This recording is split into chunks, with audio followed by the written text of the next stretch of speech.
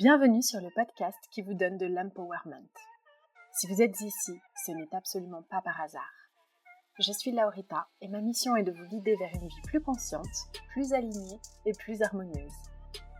Je vous diffuse chaque jour de l'inspiration et partage mes réflexions pour vous permettre d'incarner la personne que vous méritez d'être. Si ce podcast vous plaît, je vous invite à le partager, à le noter avec la note qui vous semble la plus juste et à vous abonner pour ne rien louper.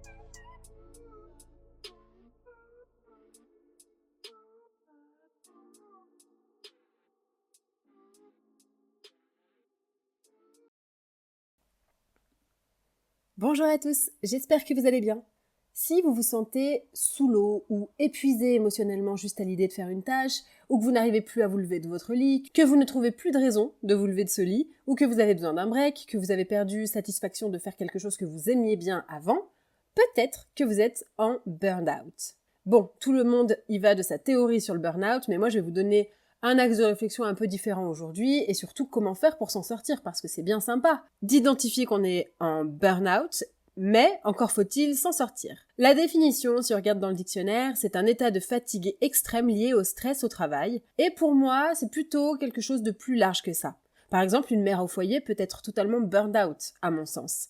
C'est plus cette idée de sensation de ne plus réussir, d'avoir l'impression de crouler sous les tâches, que ce soit en vie pro ou en vie perso. Et donc dans cet épisode, je vais vous donner quelques conseils si vous vous reconnaissez, ou peut-être vous allez simplement ouvrir les yeux et identifier que vous êtes en burn-out, et évidemment je vous donnerai des solutions pour vous en sortir. Déjà, quand on se sent burnt out, cramé en anglais, c'est qu'on est quelqu'un qui veut vraiment performer à fond, souvent.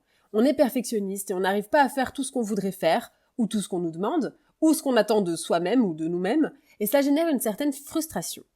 Ce qui est assez vicieux dans le burn-out, c'est que c'est pas parce que vous allez prendre une journée off que ça va vous aider, ou même vous allez partir en vacances 2 semaines. Faire une pause, c'est pas comme ça qu'on guérit du burn-out. C'est une fatigue qui finalement ne s'améliore pas du tout avec le repos physique. Le temps ne va pas guérir le burn-out, par contre ce qu'on va faire avec ce temps, c'est ça qui va guérir ou non le burn-out. Et d'ailleurs la preuve, certains d'entre nous ont des blessures qui les bouffent encore aujourd'hui parce qu'ils n'ont pas utilisé ce temps à bon escient pour guérir. C'est pourquoi beaucoup font le travail maintenant. Ça prouve que si vous ne faites rien et que vous n'êtes pas bien, eh bien ça pourrait durer 10 ans si rien ne change. Quand on se sent sous l'eau, et j'en sais quelque chose, ça m'est souvent arrivé, noyé par les obligations, c'est quelque chose qui fait grandir au fond de soi une espèce de culpabilité de ne pas faire assez, de pas faire assez bien, de pas trouver les clés, de pas avoir les outils. Et ce podcast va vous permettre de voir la lumière au bout du tunnel. Premier point, le burn-out, selon moi, est plutôt une sorte d'éveil. Évidemment, ça a l'air hyper lourd, hyper dur, on n'est pas bien. Quand on est en burn-out, on se sent complètement submergé par plein de choses.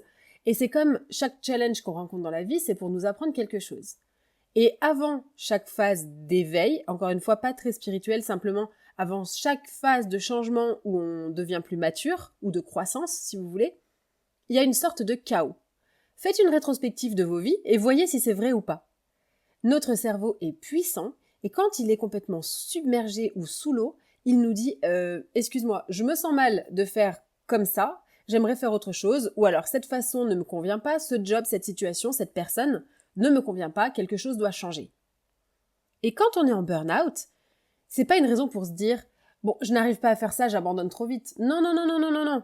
Votre corps vous dit qu'il veut tester une autre manière de faire. Donc, ce que je veux dire par là, c'est que par exemple, si vous êtes burned out à cause de votre boulot, c'est pas le moment de se dire « Bah c'est bon, c'est pas le boulot qu'il me faut, je vais vraiment plus du tout travailler, c'est mort, etc. » Non, peut-être que c'est simplement votre façon d'appréhender ce boulot ou votre quotidien au boulot qui ne va pas, mais peut-être que si vous faites des arrangements, ça va beaucoup plus couler de source. Le burn-out, donc, c'est une opportunité d'apprendre et de voir comment on se sent, comment est-ce qu'on veut progresser et comment mieux équilibrer sa vie. Une des solutions, je vous le donne comme ça au hasard, mais on le verra plus tard, c'est peut-être de fixer des limites, de réajuster ses horaires ou le temps alloué à chaque tâche ou à chaque personne dans vos vies, etc., etc.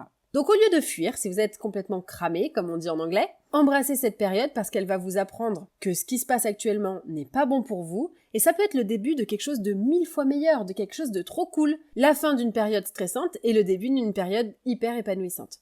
Par exemple, si vous avez la sensation d'être devant une montagne, alors que quand vous échangez avec quelqu'un d'autre, il vous dit « bah ça va, c'est pas non plus si pire », ou alors que votre boss vous demande de rendre quelque chose très rapidement et que vous paniquez, ou alors vous avez peut-être une boule au ventre à l'idée d'aller au bureau, ou de rentrer chez vous, ou d'appeler quelqu'un, ou de faire vos papiers administratifs. Comment savoir si on est en burn-out ? Je vous donne quelques exemples et vous allez vite comprendre. Peut-être que vous avez la sensation d'être devant une montagne, alors que quand vous parlez avec d'autres gens, ils vous disent « ça va, c'est pas si pire ». Ou alors peut-être que votre boss vous a demandé quelque chose et là vous paniquez, ou alors vous avez une boule au ventre à l'idée d'aller au bureau, ou de rentrer chez vous, ou d'appeler quelqu'un, ou de faire vos papiers administratifs. Si c'est le cas, on est ensemble pour la phobie administrative. Des fois, j'ai juste un truc à poster, par exemple, pour l'assurance maladie, et je procrastine des mois juste parce que cette idée m'angoisse. Spoiler alerte, très mauvaise idée, parce que ça finit par s'empiler.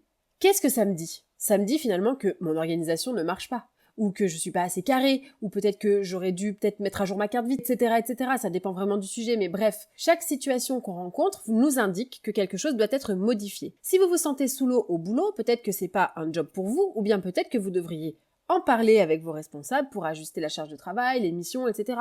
Ou alors, peut-être que vous acceptez trop souvent des pauses déj, ou d'aider vos collègues, même quand vous n'avez pas encore fini vos tâches. Les people pleasers, je vous vois. Foncez écouter l'épisode du même nom parce que vous pouvez vous en sortir. Donc, c'est le début d'une nouvelle ère, une ère dans laquelle vous allez fixer des barrières dans votre vie pro et maybe même dans votre vie perso. Et peut-être que c'est une phase de votre chemin de self-esteem, de self-love, de remplir d'abord votre verre au lieu de passer le reste en priorité parce qu'on ne peut pas remplir le verre des autres quand notre verre est vide. Donc, premier point pour résumer, le burn-out peut être le début d'un truc super cool, si bien sûr vous acceptez de regarder en face que vous êtes en plein burn-out et que vous acceptez de mettre des mots dessus et de le regarder en face. Et donc, une nouvelle forme de vie, une nouvelle vie tout court d'ailleurs, peut-être vous attend. Quand on est en burn-out, même si on a l'esprit complètement embrumé, je pense que c'est le moment de se demander ce qui nous procure de la joie. Parce que souvent, quand on est en burn-out, c'est parce qu'on est complètement noyé sous des tâches et qu'on ne fait plus du tout quoi que ce soit qui nous procure de la joie dans notre vie. On a peu de moments de joie, parfois à un stade très avancé, on ne sait même plus ce qu'on aime, on est incapable de répondre à la question « qu'est-ce que j'aime dans la vie ? Je ne sais pas, j'ai pas le temps, je sais pas ». Parfois, on est là, sur son canapé, à n'avoir absolument rien envie de faire, à ne plus savoir ce qui nous fait plaisir, on a perdu le goût des petits plaisirs de la vie. Elle semble un peu insipide, parfois même l'idée d'aller boire juste un verre avec un ami nous semble inutile, tout comme par exemple se cuisiner notre plat préféré, prendre un bain, se faire masser, booker des billets d'avion. On ne sait plus ce qui nous anime et ce qui nous fait nous sentir bien. Si c'est votre cas, c'est un très très gros drapeau rouge.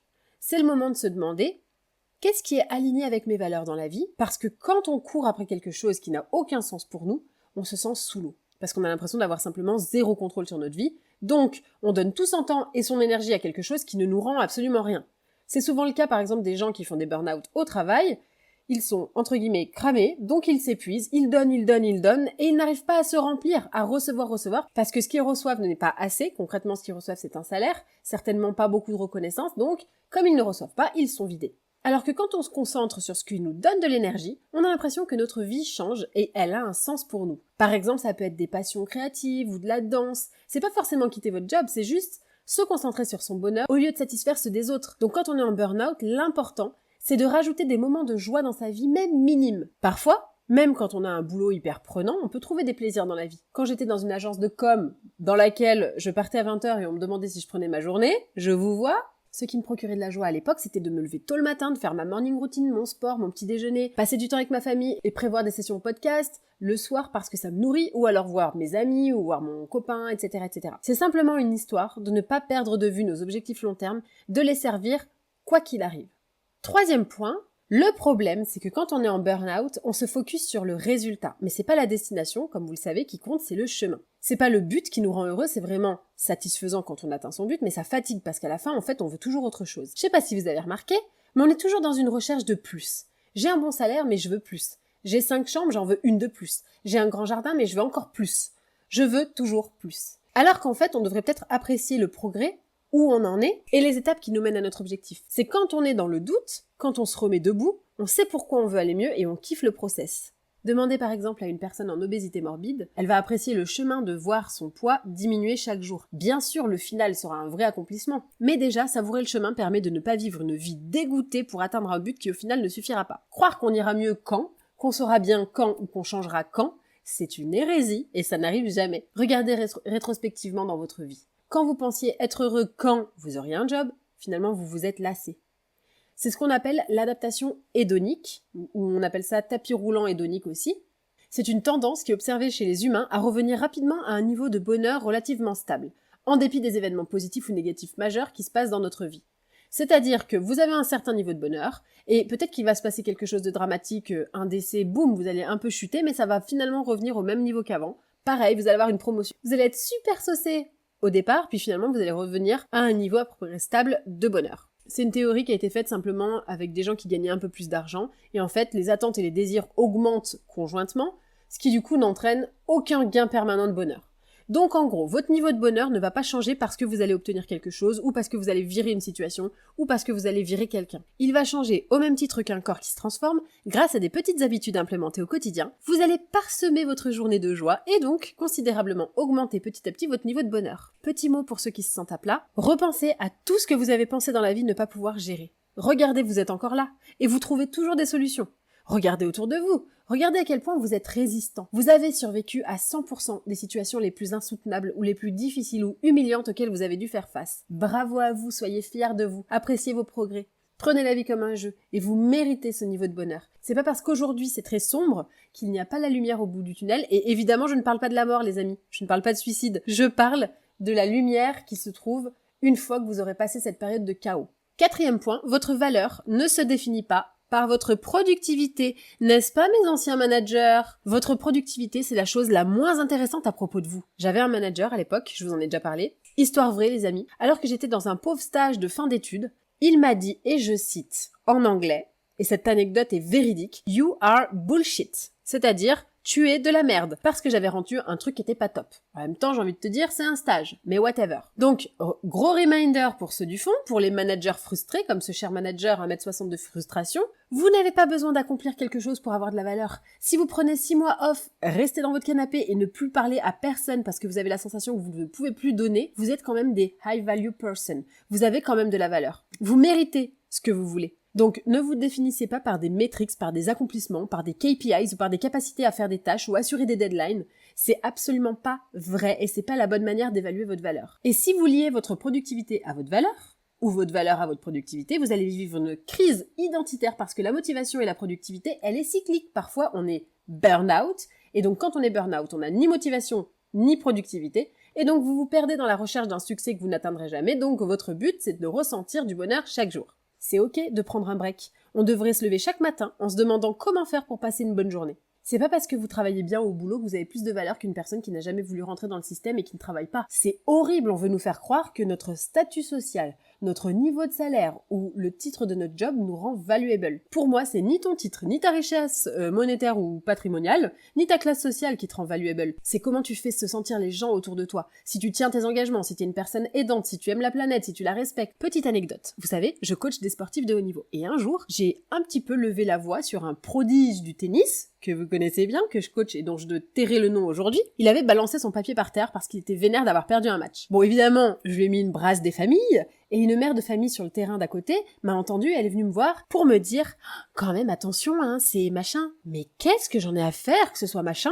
Ça aurait pu être Cristiano Ronaldo, Gandhi ou Kim Jong-un, je me serais comportée de la même manière. Tu n'es qu'un humain et tu as les mêmes obligations que tout le monde à mes yeux. Bref, en tout cas, certains se perdent et se brûlent parce que le succès, ce que vous accomplissez, c'est surtout pour montrer aux autres de quoi ils sont capables. Et quand on empiète par exemple sur son temps de famille ou son temps de sommeil pour une deadline au bureau, ou pour une entreprise qui n'est pas la vôtre, c'est pour obtenir l'approbation d'un supérieur, ou pour montrer à son entourage qu'on a un certain niveau, ou même par peur d'être licencié. Mais quoi qu'il en soit, ce sont des mauvaises raisons. Donc au lieu de ça, remettons l'église au milieu du village et définissons notre valeur intrinsèque, qui nous sommes, qu'est-ce qu'on fait de bien. Et je suis sûre que la liste est très longue chez vous. Quand j'étais en burn-out, ce qui me mettait un peu sous l'eau aussi, c'était la to-do list. Parce que j'avais l'impression que si je n'arrivais pas à atteindre et à finir et à vider cette to-do list, c'est que je n'avais pas de valeur. Alors que c'était pas du tout le cas. J'associais finalement si c'était un bon jour pour moi, si j'avais avancé dans ma to-do list ou pas. Mais quand on regarde une to-do list et qu'on l'associe à notre valeur, on perd grave en confiance en soi. On ne se laisse jamais cet espace de compassion pour aller moins vite parfois. On a toujours des attentes hyper hautes pour soi-même et parfois on se met tellement la pression à nous-mêmes alors que personne ne nous demande rien. Donc, on essaie de se calmer, on travaille sur son mindset, on y va doucement, petit pas par petit pas.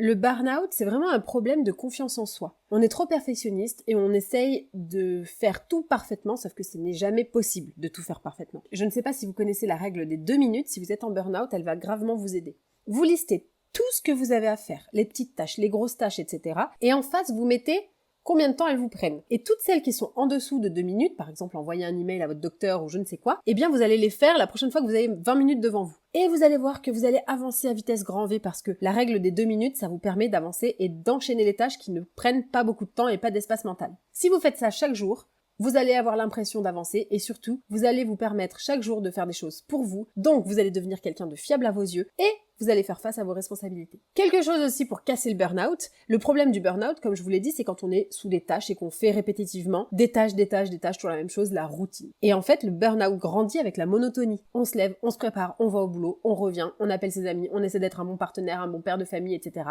Pouf, on met Netflix, on dort et on recommence. Et on se croirait dans un jour sans fin, et ça implique qu'on n'a pas le temps de prendre du recul, donc on s'enlise dans une espèce de monotonie, de routine, dont on n'arrive plus à se défaire. Parce que soudainement, la vie devient une to-do list à remplir 100 fois. C'est bien d'agir en fonction de ses objectifs, mais si c'est pour vivre sans aucune joie, franchement, machinalement, ça vaut pas le coup. La vie et la joie viennent avec la spontanéité, avec les expériences nouvelles. Donc essayez de créer des choses, de rater des choses, d'expérimenter, de partager, sortez de votre zone de confort, challengez-vous. Ça rejoint vraiment le point sur le fait que ce soit le chemin et l'expérience qui font que la vie est fun. Répéter des tâches chaque jour, c'est sympa, mais au bout d'un moment, on s'en lasse. Ça peut aussi être par exemple changer votre apparence. Switcher de routine, de morning routine, de night routine, changer de recette, voyez d'autres gens, faites de nouvelles choses. Faites des choses que votre version la plus haute ferait.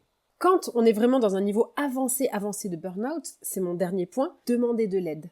Alors vous pouvez vous aider vous-même, c'est-à-dire être le support que vous n'avez jamais demandé. Faites du journaling, voyez des psys, aidez-vous vous-même, dormez, mangez correctement, etc. Déjà, donnez-vous toutes les cartes pour vous en sortir parce que vous méritez de l'amour et vous êtes capable de plein de choses. Et quand on n'est pas bien, et quand on est en burn-out, souvent on essaie de donner aux autres. Quand on est en burn-out, on essaie de donner un max à son entreprise, un max à sa famille, un max pour ses enfants, et du coup on s'oublie totalement. On donne tout. On doit être fit, on doit être le meilleur ami, on doit faire ça au taf, on doit être plus beau, on doit essayer de tout faire pour les gens, tout faire pour eux, mais en fait ce que vous faites pour eux, vous ne vous le donnez pas à vous-même quand vous êtes en burn-out. Donc donnez-vous-en un petit peu, prenez un petit peu une part du gâteau, ça va aider votre confiance en vous, parce que vous faites de votre mieux. Et si aujourd'hui vous n'avez donné que 20%, c'était vos 100% de la journée. Arrêtez de vous faire du mal et procrastiner, c'est aussi ok parfois. Le burn-out, pour terminer, c'est différent pour tout le monde. Parfois, on a l'impression de ne pas faire assez. Parfois, on a l'impression que peu importe à quel point on donne, on doit toujours donner plus. Ou parfois, on a l'impression de ne pas avoir assez de temps, on a peur de louper une opportunité. Et donc, l'important, c'est d'identifier d'où vient votre burn-out ou vos sensations d'être complètement sous l'eau, noyé par les obligations. Comprenez pourquoi vous voyez la vie comme ça, qu'est-ce qui vous met la pression ou qui vous met la pression, et essayez de comprendre ce que votre corps et votre esprit veulent vous dire, qu'est-ce qui aujourd'hui ne fonctionne pas, quelle est la méthode qui ne marche pas, essayez de lister d'autres méthodes qui pourraient vous aller davantage. Et surtout, vivez votre vie en priorité. Profitez, mettez des moments de joie dans votre vie parce que c'est ce qui va vous permettre d'avoir une vie riche. Et quand vous serez à 80 ans sur votre lit de mort ou à 100 ans pour les plus chanceux, vous regarderez en arrière et vous vous direz que vous avez kiffé la vie. Croyez-moi, si vous êtes complètement sous l'eau ou épuisé émotionnellement, c'est une étape difficile à passer, mais courage, vous allez y arriver, parce que vous avez déjà fait beaucoup, vous allez mettre en place tout ce qu'il faut, et vous allez enfin glow up. J'espère que cet épisode vous a plu, et je vous dis à très vite pour un prochain épisode.